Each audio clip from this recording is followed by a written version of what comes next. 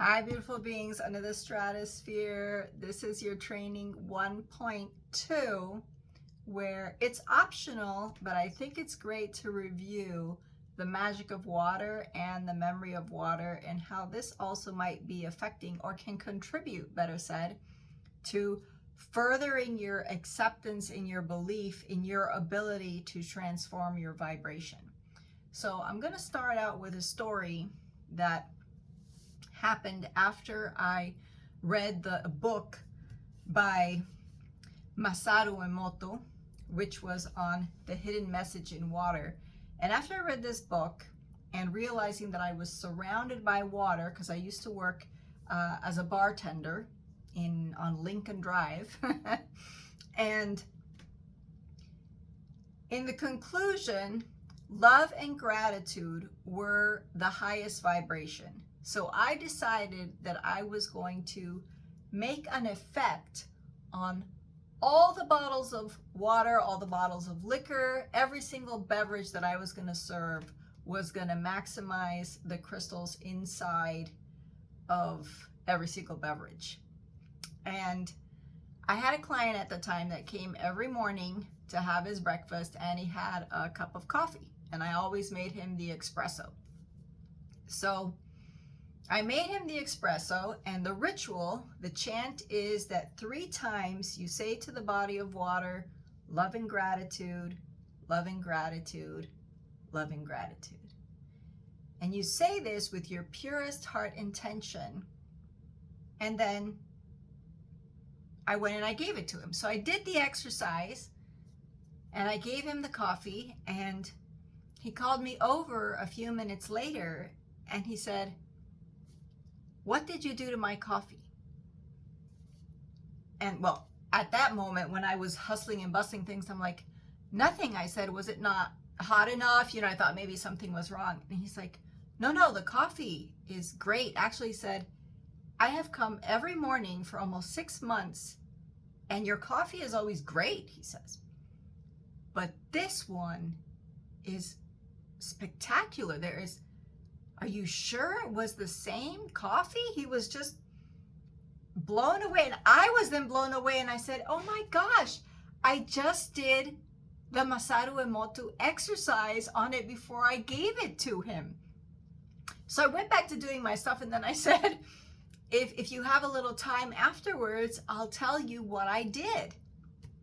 So then we had that little conversation afterwards. He was just blown away. I was also blown away because I said, well, I just, thought it's a nice, kind gesture. I didn't actually expect there to be this transformation. I actually have this written on all my water bottle containers in massage for myself. And after you expose it to 6 hours, the crystals in the water change and you can actually taste the difference. I experimented it with myself. I don't need to prove it to myself. You can try it if you would like. So that is the experiment of the coffee and the water inside the coffee and how I was able to have this changing effect. So what we want to collect from this lesson is water plus vibration equals the change in perfect crystals in the water. The vibration is the words that you use, the words that you say. If you do not use like the physical words, it's the same thing if you think it, because your thoughts create a vibration like a word. Why is this to our advantage and to our benefit? This is my blue. Because the human body is made up of, they say 70% water, but then the statistic when I looked up how much is in a man and how much is in a woman, they gave me this 60 and this 55, so I'm going to go with that. That's just as good. 60% of the gentleman, let's say here's the half mark, so up to here is constructed of H2O, water, and 55%, let's say middle is here, so a little bit further down. Now their reasoning for saying that women have less H2O in the body is purely related to muscle mass. So if you're an athlete and you train professionally and you have more muscle mass than the average woman, then you're probably at a 60% hydration, which means you have more water in your body for you to work with in terms of vibration. So that's what this lesson is about. I have here the name if you want to look him up. And what he did was these experiments of chants. So he would go out and chant to lakes and to waters, and I loved his work. And I think I only have one more thing to add with linked into the lesson that you just saw about vibration and frequency. You know already that we're full of space. We have 9.999999% space because of the electrons that are going around the atom. Everything else is space. The same inside the water molecules. But water itself, that H2O composition, that molecule itself is affected by vibration as well. So not only is it the space in the water, but even the composition of the water can also be affected. Now, what vibration, what frequency are we wanting to put on it?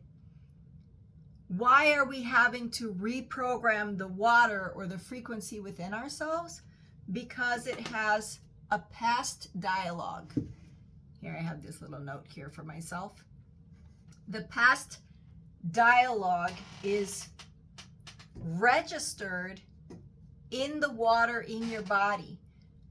Memories and thoughts and stories, or even traumas, things you're not aware of that you lived and experienced, they have to be held somewhere in the body. How do you know that the body holds memory, that the water is holding this memory? Dancers know this because there comes a point when you're dancing that you can't think the move. You have to continue, like the move is on its, the body memorizes the movement. So it has its own memory because you're not able to think as fast as you move. If you're not a dancer, another great example is typing. When I learned to type, first it was like the, like 50 times, no, till at the end, and, because we actually had typing class back in the day. That's the century I'm from. And I loved how a certain point, it takes you to a certain point where you will think the word and automatically the fingers, they just do it. You don't have to think T-H-E-A-N-D, you know, it'll just go and the. And you can type as fast as you're speaking or as fast as you're thinking. And obviously this is just a miracle worker for production. But the memory is in the fingers and in the body. It's the same way how animals will process. My dog got bit by a mosquito on her tail, and even though that was years ago, she had a traumatic experience with the first time she was in the United States getting mosquito bites. She was allergic to it. There was inflammation. We had to go to the vet. There was all this deal going on with her tail and the mosquito bite that now there's nothing there, but she's sensitive to the spot or the idea of someone touching her tail because the body remembers. If you touch her there, she's immediately alert to that because of the trauma and the muscular memory. I see it a lot in clients on the massage table. If you're laying down and you're completely relaxed, why are any of these muscles still holding tension if there's no injury? Injury, the mind can identify with. It'll reason with it. It'll be like, I got hurt here and that's why there's scar tissue and that's why this is going on. But if they were just holding attention from a moment, from something that they lived in their mind, and then it continues to process and then it continues to hold on, when you go in there sometimes, you won't be talking or mentioning anything, and all of a sudden they'll tell you, you know, this reminds me when I fell on my back one time when I was in, like, out of the nowhere, the back the spine or whatever area will remember something that they had completely forgotten, that is not even existent anymore in their lives, but the muscle memory is there from when that occurred. And also the body is holding a lot of emotional muscle memory. There's a muscle called the psoas that goes from the inside of your lower vertebra in your spine, and it goes down and hooks into the inside of your femur bone, and it's the one that pulls your knee up towards your chest. And this one is really thick and round, and it holds a lot of water because it's passing through a lot of liquid viscous areas down there. And they say when you work on this, people can get really emotional and release emotions there, because you could relate it to it being bottled down or buried down into the last chakra, right?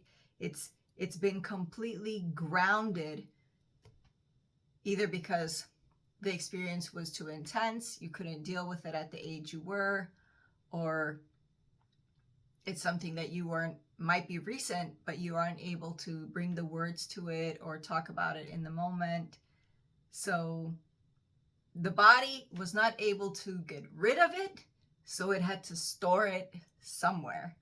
And these are all the patterns stored inside our beautiful and magical body that, with this course and with the techniques that you're going to be applying later on, you will be able to clear out those memory patterns.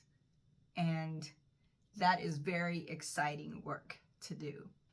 So this is an additional video, and I have one more additional video on quantum physics to even further install in your mind. If you're having any doubts about, can I make this shift? Can I make this difference? Is this possible for me on an anatomical cellular level? Yes. Yes, it is. It's possible. It's available to you. And yeah, quantum physics is just that one more little mystical, magical area that you will see in the next video, and discover if there's anything there that was missing that you're like, I still don't get it. Hopefully, the faith will be restored there with this new science kind of that has come out. And I'll see you in the next video.